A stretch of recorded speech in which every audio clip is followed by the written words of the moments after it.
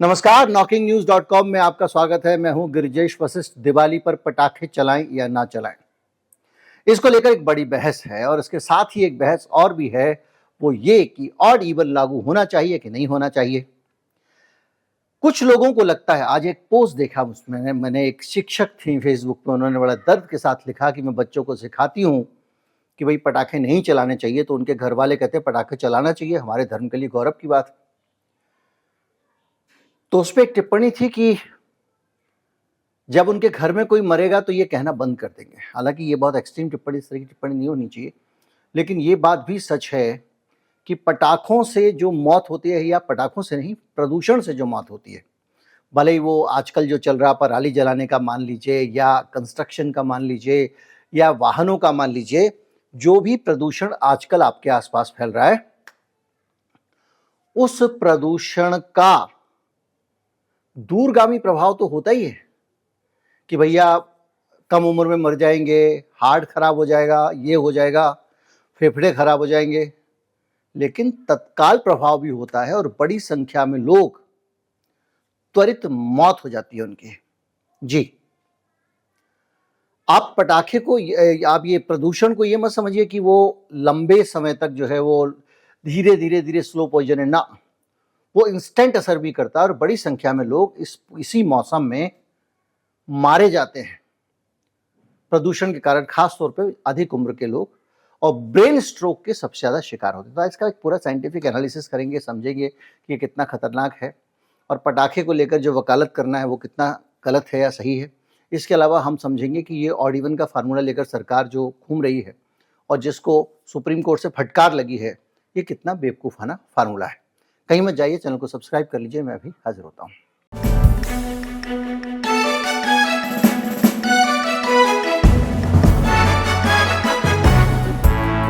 पहले शुरू कर लेते हैं बात पटाखों वाले से, और पटाखों से नहीं बल्कि प्रदूषण से।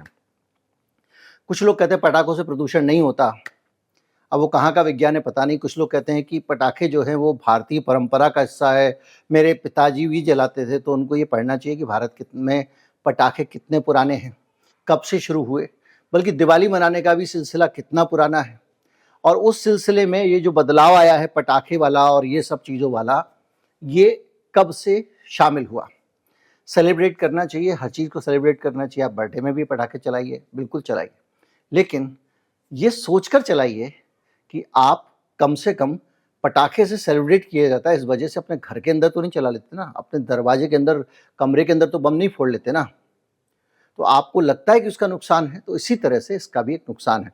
तो आपको कुछ आंकड़े रखता हूं जिससे आपको ये आइडिया लगेगा कि भारत में किस तरह से लोग मर रहे हैं आपकी इस एक सोशल मीडिया की बेवकूफ़ी के कारण।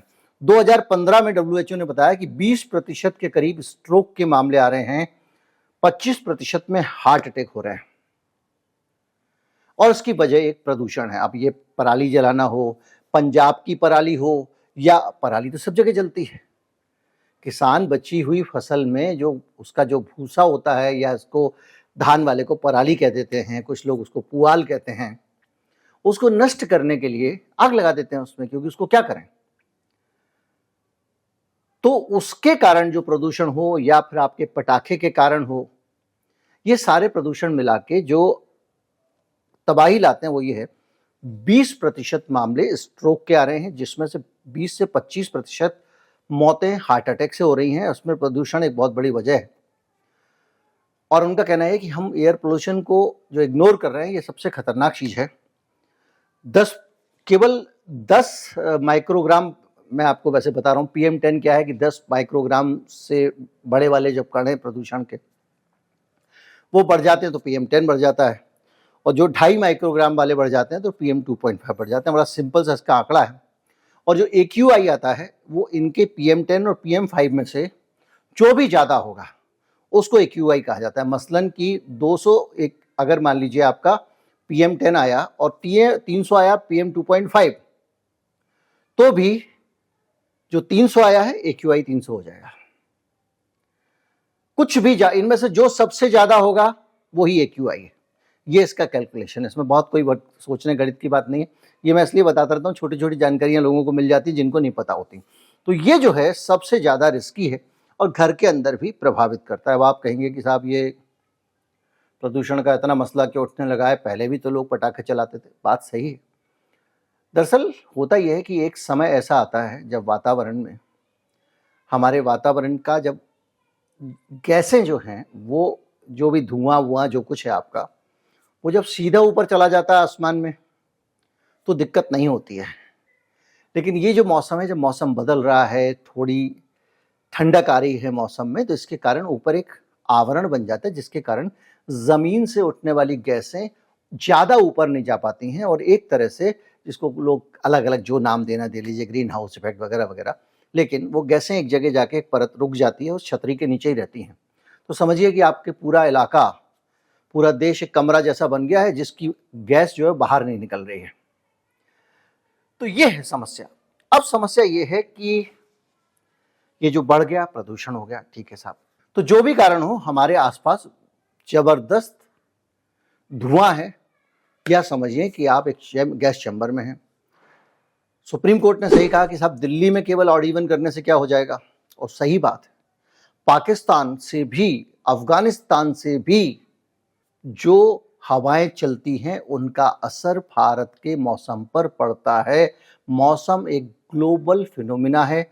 हम इस बार अन्न के संकट से जूझ रहे हैं क्योंकि जो अल नीनो आता है वो भी दूर से आता है और वो एक किसी भूभाग में नहीं हो सकता। दिल्ली में ये जो पॉल्यूशन के टावर खड़े कर देते हैं, पानी छिड़कने लगते हैं, ये सब दिखाओ दिखाओ एक्सरसाइज है, करो कम दिखाओ ज़्यादा वाली एक्सरसाइज। इसी तरह की एक्सरसाइज ऑड इवन है।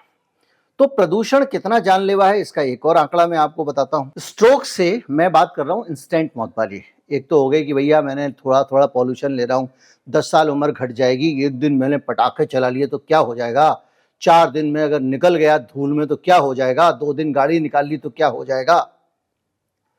ये जब आप सोचते हैं तो ये सोचने के साथ आपको ये भी समझना चाहिए कि वो तो हो गया भाई, 60 साल तक आपने प्रदूषण जीवन में झेला, उसमें एक दिन और ऐड कर लीजिए। लेकिन ये मसला एक दिन का नहीं है। आपको सबको, ज़्यादातर लोगों को ये गलतफहमी है कि लंबे समय का असर होता है, ये धीमी मौतें ना।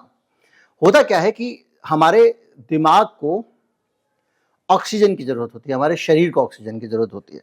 ऑक्सीजन कहाँ से आती है? फेफड़े खींचते हैं, फेफड़े खून को ऑक्सीजन देते हैं और खून उस ऑक्सीजन को और बाकी चीज़ों को, न्यूट्रिएंट्स को दिल के ज़रिए पूरे शरीर में पहुंचाता है। जब ऑक्सीजन कम मिलेगी तो दिल को ज़्यादा काम करना पड़ेगा, फेफड़े को ज़्यादा खींचना पड़ेगा और लाओ ऑक्सीजन। आप देखते हैं ना, ऑक्सीजन नहीं मिलती, सांस तेज चलने लगती है। वो जब खींचेगा और खींचने के बाद में वो आगे पुश करेगा। इस प्रक्रिया में अगर कुछ जहरीले तत्व भी आ जाते हैं, अगर मान लीजिए जाली का सिस्टम है फिल्ट्रेशन का, फेफड़े क्या है? फिल्ट्रेशन ही तो है, एयर फिल्टर है ये हमारे अंदर लगा हुआ। अब पता चला कि वो उसने वहां से हवा खींची, जब उसको जरूरत ज्यादा है तो जोर जोर से खींच रहा है, तो उस प्रोसेस में दूषित हवा भी चली जाती है। और दूषित हवा का चले जाना और दूसरी परिस्थितियों का मिला के खून हो जाता है गाढ़ा। और खून जैसे जैसे गाढ़ा होता जाएगा, ज़्यादा उम्र वाले जो लोग हैं उनकी नसें ना थोड़ी लचीली नहीं होती। घर में वो हॉर्स पाइप होता है ना, ट्यूब, जिससे आप पानी वानी पेड़ों में डालते हैं, वो लचीला होता है। दूसरा पाइप होता है आपका हार्ड वाला। तो ये लचीले पाइप है हमारे अंदर जितने भी चल रहे हैं। उम्र के साथ में लचीलापन कम होता जाता है, तो ये कई बार फटने लगते हैं, कई बार दिमाग में जाके थक्का जम जाता है और कई बार दिमाग में जाके नस फट जाती है और तत्काल मनुष्य की मृत्यु हो जाती है या एक आध दिन अस्पताल में भर्ती रहेगा। तो ये कमाल इंस्टेंट होता है। तो अगर आपको ये लग रहा है कि ब्रेन स्ट्रोक, पढ़ लीजिएगा ब्रेन स्ट्रोक के बारे में, तो पॉल्यूशन एक बहुत बड़ी समस्या है। 30% ज्यादा मौतें होने लगती हैं प्रदूषण के कारण।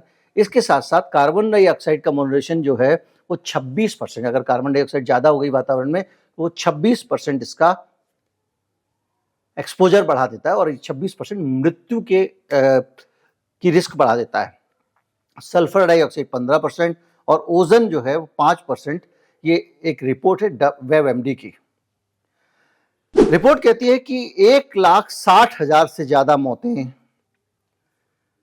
और उसमें बच्चों की भी मौतें जो जन्म लेते ही मर जाते हैं, और ये सारी मौतें जो घर के बाहर PM 2.5 है, यानी जो बारीक बारीक महीन महीन जो कण है प्रदूषण के, जो आंखों से भी नहीं दिखते हैं, उनके कारण होती है। और इसके साथ साथ अब आप सोचिए, नया नया बच्चा पैदा हुआ, ऑक्सीजन की कमी से मर गया, आपको पता ही नहीं है, आपको लग रहा है पता नहीं क्या ऊपर वाले की मर्जी रही होगी, या जो कारण आएगा हार्ट अटैक स्ट्रोक वाला बनेंगे वो आ गया, साहब बच्चा कमज़ोर था, कुछ हो गया होगा। कुछ लोग चले जाएंगे, जो ये पटाखे वाले जो हैं, इनमें से बहुत सारे ऐसे भी हैं, जाके झाड़ फूक की कमी हो गई, ये हो गया, गंडा बांध दो, ताबीज बांध दो, सब में चले जाते। खैर, पर कैपिटा पॉल्यूशन एक्सपोजर, यानी प्रति व्यक्ति प्रदूषण का कितना असर पड़ रहा है, इसको लेकर पूरी दुनिया के आंकड़े तैयार किए गए हैं। और 88.2 माइक्रोग्राम प्रति क्यूबिक मीटर। अब इसको समझिए, 1 मीटर लंबा, 1 मीटर चौड़ा, ऐसे समझिए 1 मीटर लंबा होगा, 1 मीटर चौड़ा होगा, 1 मीटर गहरा, यानी इतना बड़ा एक क्यूबिक मीटर का जो जगह है, उसमें जितनी हवा है, उस हवा में भारत में 83.2 माइक्रोग्राम प्रदूषण होता है। और ये दुनिया में सबसे ज्यादा है। विश्व में पर कैपिटा, प्रति व्यक्ति इतना प्रदूषण कहीं नहीं है। और ये याद रखिए, पर कैपिटा है। पर कैपिटा का मतलब ये होता है प्रति व्यक्ति, और प्रति व्यक्ति के हिसाब से देखें तो जनसंख्या का घनत्व भी बहुत ज्यादा है। अगर जनसंख्या का घनत्व इतना ना हो, कम हो, तो ये प्रति व्यक्ति और बढ़ जाएगा मामला, क्योंकि फिर एक आदमी के हिस्से में ज्यादा क्यूबिक मीटर आएंगे। आप समझिए बात को।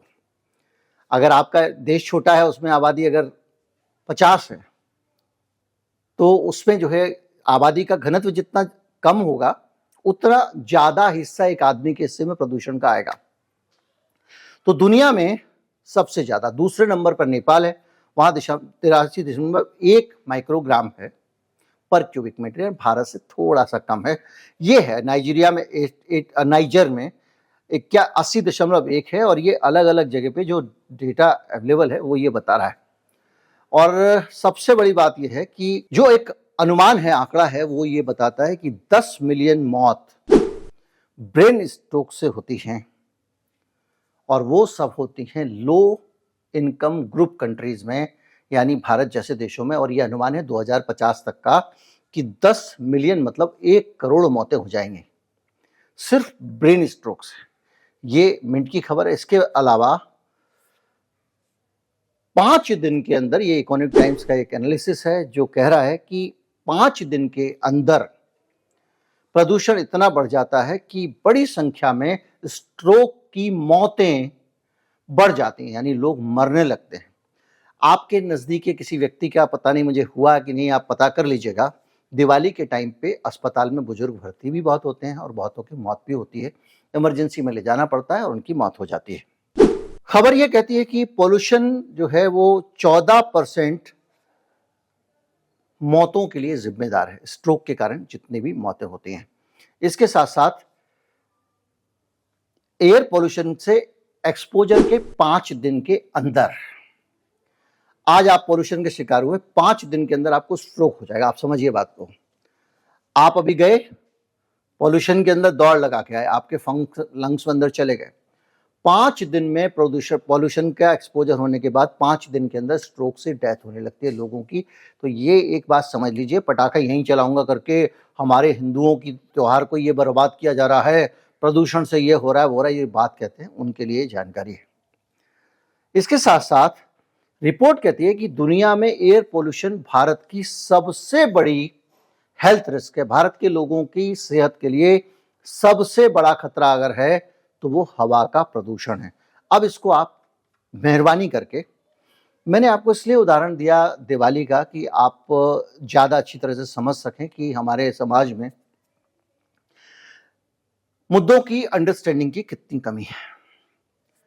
लेकिन ये बेसिकली पूरी बात प्रदूषण के ऊपर है। और प्रदूषण कितना घातक है ये आप समझ गए होंगे, कैसे जान ले लेता है ये आप समझ गए होंगे, कितने लोगों की जान ले चुका है ये आप समझ गए होंगे, और आने वाले समय में कितनी जान लेने वाला है ये भी आप समझ गए होंगे। और ये भी समझ गए होंगे प्रदूषण आदमी को मारता कैसे है। अब बात आती है कि प्रदूषण को लेकर सरकारें जो उपाय कर रही हैं वो क्या है। दिल्ली में आम आदमी पार्टी की सरकार है। जब तक पंजाब में उनकी सरकार नहीं थी, उनको लगता था कि दिल्ली में जितना प्रदूषण है पंजाब से आ रहा है, और उस पंजाब को ही वो हर वक्त प्रदूषण के लिए घेरा करते थे। अक्सर जो है वो पंजाब के साथ में इनका विवाद होता था, पराली जलनी बंद होना चाहिए।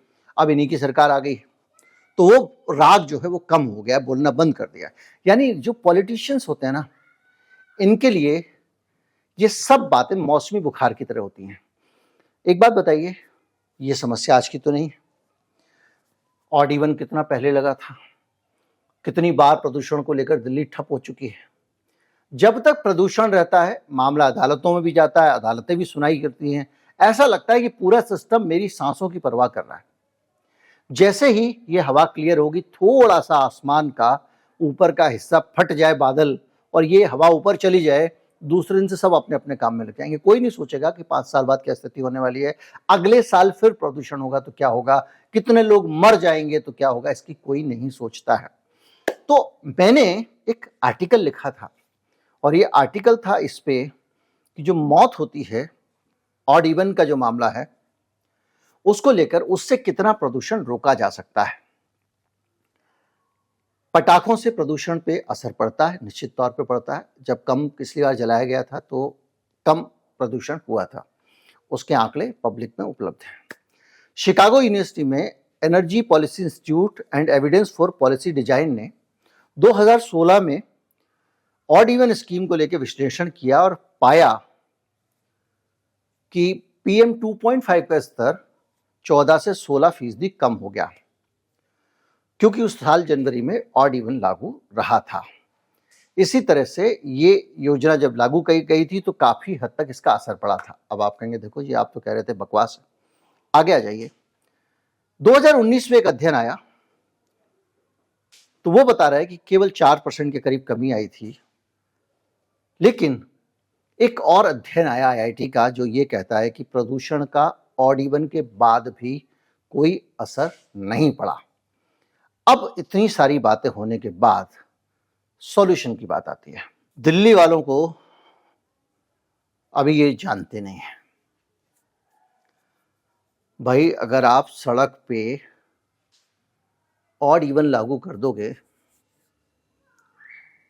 तो एक बार तो आदमी झेल जाएगा। अगर देखेगा ये हमेशा हमेशा का हो गया, कुछ लोग कहते परमानेंट ही लागू कर दो, तो कहेगा एक गाड़ी और खरीद लो भाई, साडा अभी जो है वो ऑड वाली गड्डी है, एक हमको इवन वाली और चाहिए। एक दिन ये गाड़ी लेके जाएंगे, एक दिन वो गाड़ी लेके जाएंगे। कौन जाके मेट्रो में धक्के खाएगा, कौन जाके दूसरी मुसीबतें उठाएगा। तो मैं एक काम करता हूँ, एक गाड़ी ले लेता हूँ, जिसका पैसे कम है वो सेकेंड हैंड गाड़ी ले लेगा, 3, 4, 5 लाख रुपए की गाड़ी ले लेगा। एक दिन 5 नंबर लेके जाएगा, दूसरे दिन 6 नंबर लेके जाएगा, उसको दिल्ली में कोई नहीं रोकेगा। और ये हुआ, अगर आप गाड़ी के बिक्री के आंकड़ों को देखा है तो बहुत तेजी से वाहनों की संख्या बढ़ी। 2000 में दिल्ली में वाहनों की संख्या 34,56,000 होती थी, जो बाद में आते आते 2019 तक 84,75,000 हो गई। यानी 15 साल में 2.5 गुना हो जाती है दिल्ली में कारें। और अगर इस तरीके को जारी रखा गया ऑड इवन को, तो ये नकारात्मक मॉडल हुआ, और इस मॉडल के जरिए कुछ समय तो लोगों को असर पड़ेगा, उसके बाद में फिर दिल्ली में प्रदूषण बढ़ जाएगा। तो अब क्या यही कारण है कि ऑड इवन को लागू नहीं करना चाहिए? नहीं, कारण ये भी है कि केवल दिल्ली में करने से क्या होगा। इसलिए सुप्रीम कोर्ट ने कहा कि अभी हम बुलडोजर चलाएंगे तो दिमाग से ही हो जाएगा दिल्ली सरकार से का, क्योंकि दिल्ली में जो प्रदूषण आता है वो केवल दिल्ली से ही थोड़ी पैदा हो रहा है। तो इसमें जो समझने की चीज है वो ये है कि एक तो ऑड इवन का ये जो तरीका है ये नकारात्मक तरीका है। नकारात्मक तरीका कैसे है कि ये एक नेगेटिविटी है, चीजों को रोकना। प्रबंधन के 2 तरीके हैं, सरकार के पास में प्रबंधन करने के 2 तरीके हैं। एक होता है डिमांड मैनेजमेंट, दूसरा होता है सप्लाई मैनेजमेंट। ज्यादातर सरकारें डिमांड मैनेजमेंट करने में लगी रहती हैं, राशनिंग कर दो, कुछ करना ही नहीं पड़ेगा। आदमी आपके पास 5 हैं और अनाज है 1 किलो, तो और अनाज का इंतजाम करके कौन झंझट लेगा। इनको बोलो भाई 5 आदमी 200-200 ग्राम खाओ, बस इतना ही मिलेगा। ब्यूरोक्रेसी इसी तरह काम करती है कि इसको दिमाग ना लगाना पड़े और जनता के ऊपर रिस्पॉन्सिबिलिटी थोप दो, और जनता पालन ना करे तो हमारी हुकूमत चलाने का एक बहाना और मिल गया, चालान कर दो, गाड़ी जब्त कर दो, मोटा चालान ऑड इवन में। तो ये करने का जो तरीका है ये नकारात्मक तरीका। तो सकारात्मक तरीका क्या हो, इसको लेकर उस समय मैंने एक बड़ा अच्छा रिसर्च दिया था और उसमें मैंने बताया था कि किस तरह से दिल्ली में प्रदूषण की चीजों को खत्म किया जा सकता है। सबसे पहले छुट्टी। दिल्ली में ज्यादातर दफ्तरों में रविवार को छुट्टी होती है, कुछ में शनिवार को भी होती है, शनिवार रविवार 2 दिन होती है। तो 5 डे वीक होता है और 6 डे वीक होता है, लेकिन रविवार को छुट्टी होती ही होती है। भैया भारत में कोई ईसाई आबादी तो उतनी रहती नहीं कि लोगों को संडे को चर्च जाना पड़े। भारत के लोग तो रविवार को भी छुट्टी ले सकते हैं और मंगलवार को भी ले सकते हैं और शनिवार को भी ले सकते हैं। तो किसी भी सिस्टम में, किसी भी फैक्ट्री में पूरा एक दिन बंद करने के बजाय जब तक प्रदूषण हो, अदरवाइज ये एम्प्लॉयर इसका फायदा उठाएंगे और स्टाफ को रखेंगे कम और उससे काम कराएंगे ज्यादा। तो पॉल्यूशन के दिनों में आप क्या करो, वीकली ऑफ बांट दो अलग अलग दिनों में, यानी सीधे सीधे आपके कंपनी में आने वाले, भाई कुछ केसेस हो सकते हैं जहां पे पूरी स्ट्रेंथ ग्रोथ चाहिए, समझ में आता है। तो आपके दफ्तर में आने वाले लोगों की संख्या 30 से 40% वैसे ही कम हो गई। बंदा घर पे बैठा हुआ है, मजे में है, और अब आपने कोरोना काल में तो वर्क फ्रॉम होम भी सीख लिया है, तो आपको और भी दफ्तर जाने की जरूरत नहीं है, बल्कि ऐसे मौके पर वर्क फ्रॉम होम कंपलसरी भी कर सकते हो आप। तो सड़क पे लोग गाड़ी लेकर नहीं जाएंगे, और गाड़ियों से जितना प्रदूषण नहीं होता है उतना प्रदूषण होता है गाड़ियों के ट्रैफिक जाम से, और उससे भी ज्यादा प्रदूषण होता है गाड़ी के पहियों से जो धूल होती है उससे। इसके साथ में जो दफ्तर होते हैं उनके अंदर जो जनरेटर लगे होते हैं उनसे भी प्रदूषण होता है। तो एक तरीका यह है कि आप इसको अलग अलग दिनों में बांट दो। दूसरा, जाम से बचने के लिए उस एक दिन के अंदर भी आप किसी आदमी, भाई जो लोग काम करते हैं मीडिया में काम करते हैं उनकी अलग अलग शिफ्ट होती है ना, तो क्यों ना आप ये करो कि एक दफ्तर के 3 हिस्से कर लो। कुछ लोगों को 8 बजे बुला लो, कुछ लोगों को 9 बजे दफ्तर बुला लो, कुछ लोगों को 10 बजे बुला लो। तो इससे क्या होगा कि जो सड़क पर दबाव है वो बट जाएगा, तो फिर से जाम नहीं लगेगा और प्रदूषण नहीं होगा, किसी भी दफ्तर का कामकाज रुक नहीं जाएगा। और जहां जिन दफ्तरों में भाई पब्लिक डीलिंग है कि 8 बजे काउंटर खुल जाता है, वहां पे भी आप ये कर सकते हैं। कौन सा रेलवे के सारे काउंटर एक साथ खुले रहते हैं? कब खुले रहते हैं? वो 4 खिड़कियां 3 खिड़कियां खुली रहती हैं, बाकी में बाबू इधर उधर घूमते रहते हैं, और यही सब जगह होता है, बैंक में भी यही होता है। खैर, इसके साथ साथ आप जो है वो अनिवार्य रूप से 5 डे वीक या 4 डे वीक कर दीजिए। आपको 3 दिन छुट्टी देनी पड़ेगी वीकेंड में। कर्मचारी को घर पे रखिए आप, और आप 4 दिन में अपना काम चलाइए, और इन 4 दिन को भी आप अलग अलग वीकली ऑफ कर दीजिए, जैसा मैंने आपको बताया। इसके अलावा एक बड़ी चीज है कि जो दिल्ली में कमर्शियल एक्टिविटी होती है, ट्रक आते हैं, होलसेल मार्केट है, चांदनी चौक है, गांधी मार्केट है, ऐसे बहुत सारे होलसेल मार्केट हैं दिल्ली में। उन होलसेल मार्केट्स को जल्दी से ऐसी जगह भेजा जाए जो राजधानी से दूर है और जिन जगहों पर आने जाने में ट्रैफिक का झंझट नहीं। ये काम हो सकता है एनसीआर प्लान को लागू कर। जो आप नेशनल कैपिटल रीजन एनसीआर शब्द सुनते हैं, ये शब्द कोई यूनिवर्सल शब्द नहीं है, और इसका मतलब कतई ये नहीं है कि गुड़गांव, नोएडा, फरीदाबाद, गाजियाबाद और दिल्ली मिला के एनसीआर बनता है। ये गलत परिभाषा है जो मीडिया ने इस्तेमाल करनी शुरू कर दी है। नेशनल कैपिटल रीजन ये सिर्फ दिल्ली और आसपास के शहर नहीं है। नेशनल कैपिटल रीजन में ग्वालियर भी है, बरेली भी है, मेरठ भी है। इसमें 4 राज्यों के अलग अलग मुख्यमंत्रियों को बुलाकर एक एनसीआर बोर्ड बनाया गया है, जो हाई लेवल कमेटी है, जिसको योजना आयोग ने बनाया था, जिसको मोदी जी ने खत्म कर दिया, लेकिन एनसीआर बोर्ड अभी भी है। उसको इन्होंने जो नीति आयोग बनाया उसमें डाल दिया है। तो वो उन मुख्यमंत्री उन बैठकों में हिस्सा लेते हैं, लेकिन मुख्यमंत्रियों की उपलब्धता नहीं होती है, तो सालों साल बैठक टलती रहती है। उनके अंदर यह है कि भाई कुछ इंडस्ट्री मेरठ चली जाए, कुछ इंडस्ट्री कहीं चली जाए। जैसे इन्होंने ईस्टर्न पेरिफेरल एक्सप्रेसवे बनाया कि दिल्ली के बाहर से ट्रैफिक निकाल दो आप, तो उस तरह के जो है, अब बताइए, एक पोटैटो रिसर्च इंस्टीट्यूट है, पूषा इंस्टीट्यूट है साहब, क्या है साहब? एग्रीकल्चर रिसर्च इंस्टीट्यूट है। दिल्ली की छाती में रह के कौन सा एग्रीकल्चर रिसर्च कर रहे हो आप? डाल दो 300 किलोमीटर दूर, देहरादून में आपका एक इंस्टीट्यूट है, रिसर्च इंस्टीट्यूट, शायद आलू पे ही है। इसी तरह से कहीं दूर दूर खोल दो, ग्वालियर में पोटैटो रिसर्च इंस्टीट्यूट है। दिल्ली में क्यों करना है आपको? ऐसे बहुत सारे सरकारी दफ्तर हैं जिनको आप दिल्ली से भेजेंगे तो वहां से भी उतना ही अच्छा काम कर सकते हैं। उनके बॉसेस को, उनके जो टॉप बॉसेस हैं, उनको रोज रोज पार्लियामेंट आने की जरूरत नहीं है, या पार्लियामेंट कह रहा हूं कि सरकारी मंत्रालय आने की जरूरत तो है नहीं मीटिंग के लिए, तो आप शिफ्ट कर सकते हैं। कर्मचारियों को ये एक पुरानी व्यवस्था थी कि जहां फैक्ट्री बसती थी, मोदी नगर बना, वहां उन्होंने कॉलोनी बनाई। बाटा ने अपनी फैक्ट्री खोली, पता चला फरीदाबाद में उसने कॉलोनी बना दी। तो सारे के सारी बड़ी कंपनियां पहले अपने कर्मचारियों को वहीं पे कॉलोनी बनाती थी, ताकि कर्मचारियों को आने जाने में दिक्कत ना हो और उनके यहाँ पे भी समय से चीजें हों। अब क्या हो रहा है? आदमी रहता है गाजियाबाद में, नौकरी करता है गुड़गांव में, पूरे दिन दिल्ली की छाती रौंद कर जा रहा है और पूरे समय प्रदूषण हो रहा है, उसका टाइम बर्बाद हो रहा है, उसका ईंधन बर्बाद हो रहा है। तो जब आप दूर दराज के इलाकों में इन कंपनियों को, बड़ी बड़ी कंपनियों को, दूसरी चीजों को शिफ्ट कर देंगे तो दिल्ली की सड़कों से बोझ अपने आप हट जाएगा। ना तो पहिए से धूल उड़ेगी, ना पीछे साइलेंसर से धुआं निकलेगा, ना कुछ होगा। इसके अलावा एक नया फितूर पाला है सरकार ने, वर्टिकल डेवलपमेंट का। यानी अब दिल्ली का विकास ऊर्ध्व होगा, मल्टी स्टोरीज बनाएंगे, मल्टी स्टोरी घर बनेंगे, सब कुछ बनेगा। मल्टी स्टोरी घर और दफ्तर बनाने का मतलब यह है कि उतने ही स्थान में अधिक लोगों का होना, आना और जाना।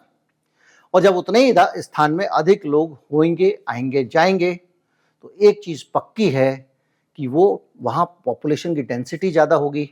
डेंसिटी ज्यादा होगी तो गाड़ियों की आमद-रफ्त भी ज्यादा होगी, लोगों की उपस्थिति ज्यादा होगी। और लोग केवल गाड़ियां चला के प्रदूषण नहीं फैलाते हैं भाई, पटाखे का तो हमने नाम ले दिया, आप घर में जो कुकिंग कर रहे हो उसके जरिए भी, घर में झाड़ू पोछा कर रहे हो उसके जरिए भी, और यहां तक कि जो आज की हालत है उसमें दिवाली आते ही सब लोग कंस्ट्रक्शन करना शुरू कर देते हैं, दीवारें टूट रही हैं, टाइलें कट रही हैं, ये सब भी तो हवा में जा रहा है ना। तो ये कैसे जा रहा है? क्योंकि लोग रह रहे हैं। तो अगर आबादी का घनत्व बढ़ा दोगे आप वर्टिकल डेवलपमेंट के नाम पे, तो उससे दिक्कत बढ़ जाएगी। अगर लोग आसपास रहेंगे तो साइकिल से ही चले जाएंगे, दिक्कत नहीं होगी। और जो लोग साइकिल से जाना चाहते हैं उनकी जिंदगी का ध्यान रखो, सबसे ज्यादा लोग पैदल मरते हैं, दूसरे नंबर पर साइकिल वाले मरते हैं। तो जहां साइकिल ट्रैक वगैरह है उनको अच्छे से चुस्त दुरुस्त रखिए, उनका मेंटेनेंस रखिए, उन पर अतिक्रमण मत होने दीजिए। तो एक बड़ी समस्या, वो अखिलेश यादव ने बहुत अच्छा काम किया था, पूरे उत्तर प्रदेश में बेहतरीन साइकिल ट्रैक बनाए थे। हो सकता है उनको ये लगता हो कि साइकिल उनका चुनाव चिन्ह है, उससे फायदा मिलेगा इलेक्शन में, लेकिन ये होना चाहिए, इसको प्रमोट। जब आप ऐसी चीजों को प्रमोट ही नहीं करेंगे, मैं साइकिल लेके जाना चाहता हूं, मेरी जान को खतरा है, मैं क्यों जाऊंगा, ये सारी चीजें अच्छी तरह से देखना चाहिए। साइकिल के लिए पार्किंग फ्री कर दो, ये फ्री कर दो, आदमी साइकिल लेके जाए मेट्रो में, उसको लगे हाँ भाई टिकट नहीं लग रहा है। आप ये भी कर सकते हो कि जो आदमी साइकिल से आएगा उसको साइकिल स्टैंड का टिकट दिखाए, मेट्रो के टिकट में डिस्काउंट मिल जाएगा इससे। और आपको बता दूं कि जो लोग कहते हैं कि मेट्रो इस्तेमाल करेंगे तो प्रदूषण कम होगा, मेट्रो की जो कनेक्टिविटी है वो भी प्रदूषण का एक कारण है। मेट्रो स्टेशन जाना और मेट्रो स्टेशन से अपने गंतव्य पे जाना, लोग इसके लिए टैक्सी लेते हैं, अलग अलग तरह के जो भी साधन लेते हैं, फटफटिया लेते हैं, शेयर रिक्शा लेते हैं, वो सारी चीजें विक्रम ये सब भी प्रदूषण में ऐड करती हैं। तो जितना प्रदूषण मेट्रो बचाती है उसका एक बड़ा हिस्सा यहां पे भी आता है। कार खरीदने के लिए आधार कार्ड अनिवार्य कर दीजिए, एक आदमी के नाम पर एक कार। घर में 3 लोग हैं, अगर बालिग लोग 3 कार मिलेगी अधिकतम, समस्या खत्म हो जाएगी। ये जो कारों की भीड़ लगी हुई है अपने आप हट जाएगी। लेकिन आप तो कारों की भीड़ बढ़ाना चाहते हैं, आप कहते पुरानी कार बेचो, नई लाओ, ऑड इवन करेंगे, नहीं खरीदो। खैर, इन सारी चीजों से, शेयर टैक्स को बढ़ावा देने से आप काफी हद तक प्रदूषण को काबू कर सकते हैं। ये मैंने उस लेख में लिखा था और ये मेरा एक सॉल्यूशन है, मेरी तरफ से एक सुझाव है जो किसी तरह से प्रदूषण को कम कर सकता है। तो आज के एपिसोड में आपने ये सीखा कि अगर आप बहुत मज़े से ये सोच रहे हैं कि ये प्रदूषण जो है क्या है, धुआं ही तो है, सांस तो ले ही रहे हैं, चल तो रहे ही हैं, लेकिन हम जो चल रहे हैं, हम जैसे लोगों में से बहुत सारे लोग ऐसे हैं जो कब चलते चलते चलना बंद हो जाएंगे नहीं पता है। तो प्रदूषण को सीरियसली लीजिए। पटाखे चलाने की आप चुनौती दे रहे हैं, कोई आपका कुछ बिगाड़ नहीं लेगा, आप अपना ही बहुत कुछ बिगाड़ रहे हैं। उम्मीद करता हूँ वीडियो आपको अच्छा लगा होगा। अच्छा लगा हो तो ज़्यादा से ज़्यादा लोगों तक पहुँचाएं, खासतौर पर उन लोगों को पहुँचाएं जो कमेंट में आकर इस बात के लिए गालियाँ देंगे। मैं पार्क में जाता हूँ घूमने के लिए, तो मुझे कई लोग मिलते, कहते साहब आपका वो वाला वीडियो देखा था, हम उससे सहमत नहीं। ये मैं अक्सर, क्योंकि मैं पार्क बदल बदल के जाता हूँ बहुत सुरक्षा कारणों से, दूसरी वजहों से, कहाँ कौन आ जाए, तो लोग मिलते हैं तो मुलाकात होती है। लोग कहते हैं भाई आप तो वीडियो में आते हैं, आपका वीडियो देखते हैं, तो उसमें जो है आपकी फला वीडियो से मैं सहमत नहीं हूँ। तो मैं उनसे कहता हूँ आप इंसान हैं, और इससे अच्छी बात क्या हो सकती है कि आप सहमत नहीं हैं और जागरूक दिमाग से वीडियो देखते हैं, किसी के अंध समर्थक नहीं है, आप अंधभक्त नहीं है, इससे बड़ी बात क्या हो सकती है। तो जाहिर बात है कि ये जो पटाखे वाला मसला है, इसको लेकर कुछ लोगों की असहमतियां होंगी। आए कमेंट करें, अपनी असहमतियां जताएं, बहुत सारे लोग उत्तर भी देंगे। एक बहस होनी चाहिए, एक अंडरस्टैंडिंग बननी चाहिए कि भैया पटाखे चलाने से क्या भगवान खुश होते हैं? पहला सवाल। पटाखे चलाने से क्या आपकी दिवाली ज़्यादा अच्छी हो जाएगी? एक उत्सव है, आपको करना चाहिए, एंजॉय करना चाहिए, हर त्यौहार को एंजॉय करना चाहिए, दम से करना चाहिए, लेकिन ये देख के करो भैया कि उतना ही हो ना कि वो हानिकारक ना हो जाए, सिर्फ इतनी सी बात है। अब बकरीद पे पानी क्यों बहाते हैं? तो वो बकरीद के दिन आप पानी बहाने वाले आदमी को आप भी बताइए, समझाइए भैया पानी कम बहाओ। ये तो हल है ना, निकालना पड़ेगा आपको। उम्मीद करता हूँ वीडियो आपको अच्छा लगा होगा। अच्छा लगा हो तो ज़्यादा से ज़्यादा लोगों तक पहुँचाए, चैनल को सब्सक्राइब करें। नमस्कार, जय हिंद।